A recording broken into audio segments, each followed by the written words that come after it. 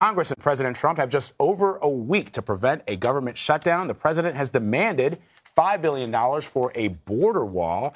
Democrats have offered no more than $1.6 billion. To avoid a shutdown, both Republicans and Democrats could pass a short-term funding resolution, but President Trump has said that he'd be proud to shut down the government over border security. It's that important to him. For more on this now, we want to bring in CBS News chief congressional correspondent Nancy Cordes. She's joining us now from Capitol Hill. So, Nancy, what is the latest on these border wall negotiations? How likely is it that the government may actually shut down in really just a matter of, a couple weeks? 21st. Mm-hmm.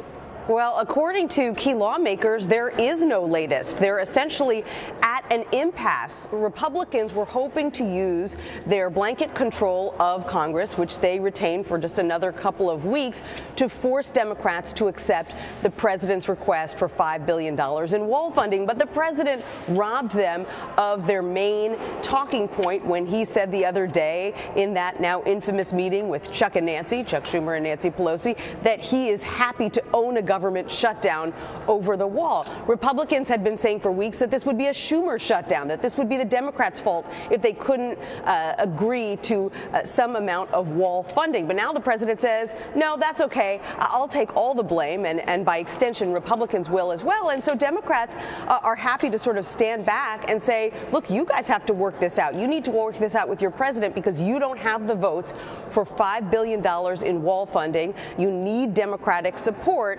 And, the president has now made it clear who is going to be to blame if thousands of federal workers are suddenly furloughed right before Christmas.